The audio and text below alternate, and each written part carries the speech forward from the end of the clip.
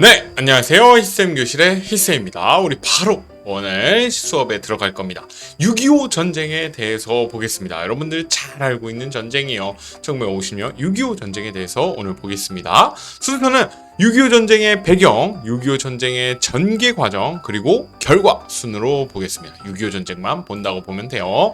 아, 맞다. 우리 저번 시간에 뭐 했는지 기억하셔야겠죠? 저번 시간에 뭐 했는지 기억 안 나시면 위에 가서 봐야 됩니다. 대한민국 정부가 어떻게 수립됐는지 아시고 나서 이 영상을 함께 보겠습니다. 역사 바로 보기 시간엔 선생님 사진 한 장을 가지고 왔습니다. 항상 이렇게 하죠. 이 사진 기가 막힌 사진입니다. 탱크 앞에 남매가 함께 있죠. 누나가 동생을 업고 있는 사진이에요. 그것도 탱크 앞에요. 도대체 어떤 사연이 숨겨져 있을까 궁금하지 않습니까? 6.25 때 찍혔던 사진입니다. 함께 가보겠습니다.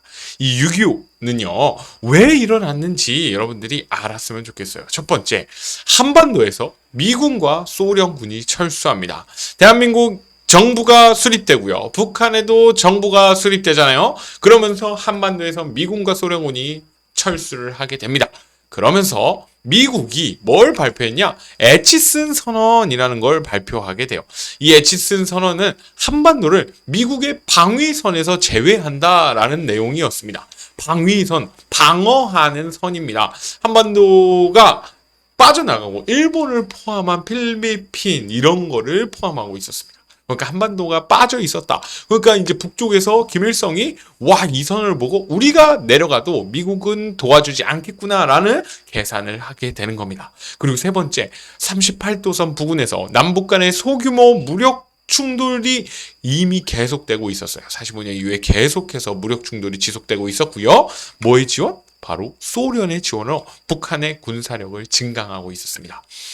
소련은 직접적으로 참전하지 않았다고 이야기하지만 북한의 김일성은 계속해서 소련의 스탈린을 찾아가서 전쟁을 하겠다고 이야기를 하죠. 결정적으로 이 에치슨 선언 때문에 허락을 하게 되고 이제 북한이 내려오게 됩니다.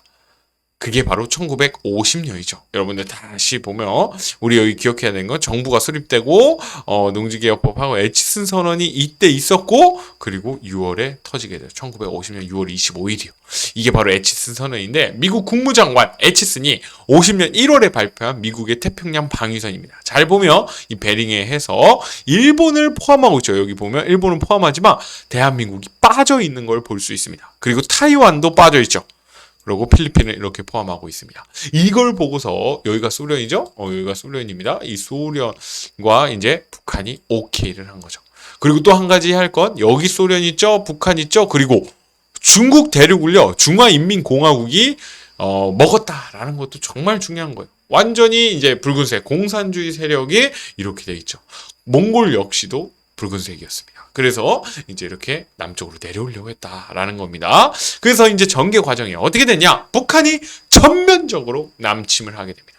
1950년 6월 25일 북한이 이제 내려오게 되는 건데요. 6.25 전쟁이 발발하게 된 겁니다. 6월 25일 새벽 4시에 전격적으로 기습작전을 벌입니다. 경계입니다. 단 3일 만에 이 서울이 함락당하게 되죠.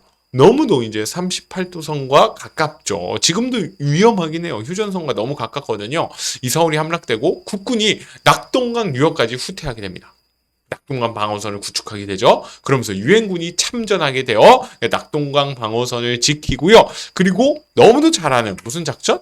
인천 상륙 작전을 전개함으로 반으로 쪽 자르게 되고요. 유엔군과 국군이 38도선을 건너게 됩니다. 그래서 압록강 유역까지 진격을 하게 되는데 여기서 중요한 건 중국은 38도선 넘어오면 우리도 참전한다라고 분명히 경고를 했어요. 하지만 진군하게 되죠. 북으로 달려가서 북한은 결국 중국에 이제 요청을 하게 되고요. 중국군은 참전하게 됩니다. 그러면서 엄청나게 많은 중국군에 의해서 서울이 다시 함락되게 되죠. 이게 바로 그 유명한 일사후퇴고 흥남철수 작전 유명하죠. 여러분들 국제시장이라는 영화를 봤으면 그 국제시장이 처음 그 주인공이 동생을 잃어버린 그게 바로 흥남철수 때 이야기죠. 그리고 38도선 부근에서 치열한 공방전을 펼쳐지게 되죠. 이거를 다룬 게 영화 고지전이라는 영화도 있습니다. 이러면서 이제 휴전을 하게 되는데요. 전쟁의 장기화로 피해가 너무 급증하게 되죠. 그건 남이니 북이니 유엔이니 소련이니 중국이니 똑같습니다. 너무도 큰 피해를 받게 되니 유엔군과 공산군이 휴전 협정을 시작하게 됩니다. 그게 51년이에요. 전쟁이 시작된 지 1년 만에 휴전 협상이 진행되는데요. 중요한 건 그 협상 체결이 53년에 됐다는 거죠. 2년 동안 뭐 했냐? 정말 많은 사람들이 이때 죽습니다. 전쟁이 시작되고 그 오르락 내리락 했을 때 죽은 사람보다 이 휴전 기간 동안 그 2년의 시간 동안 정말 더 훨씬 많은 사람들이 죽어요. 고지전, 그 휴전선 부근에서 이것들이 일어나게 되죠. 지도로 보는 게 더 이해가 잘 돼요. 여러분들 50년 6월 25일에 이렇게 북한군이 내려와서 이렇게 낙동강 방어선을 구축하게 되죠. 그러면서 이제 유엔군이 여기로 도와주고요. 그리고 인천 상륙작전을 펼치게 되죠. 그러면서 북으로 넘어가게 됩니다. 그리고 중국군이 참전하면서 서울을 다시 함락당하고 요렇게 뺏겼다가요. 다시 올라가서 지금의 휴전선 부근에서 고지전이 계속해서 펼쳐지게 됐다라는 게 여러분들이 잘 아는 이 이야기입니다. 지도로 이해하면 훨씬 좋습니다. 그러면 이 전쟁의 결과에 대해서 볼 거예요.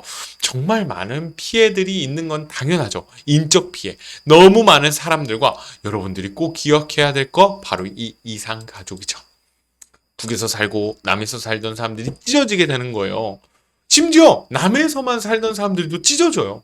북에서만 살던 사람들도 찢어져요. 전쟁통에 피난 가는 사람 있고 이 집을 지키기 위해 남는 아버지가 있죠. 그러면서 찢어지고 피난 와서도 찢어지고 하는 가족들이 너무 많았어요. 그래서 이산 가족이 있고요. 지금은 전쟁과 역시도 발생하게 되죠. 물적 피해입니다. 도로, 공장, 발전소 할 것 없이 각종 산업들이 파괴되고요. 민족 간의 적대심이 너무도 증가합니다. 이게 가장 중요할 것 같아요. 불신과 이질감이 심하대요. 저 북한 놈들 때려 죽여야 돼. 저 남한 놈들 때려 죽어야 돼. 라는 건 바로 이 전쟁 때문에 생기는 거죠.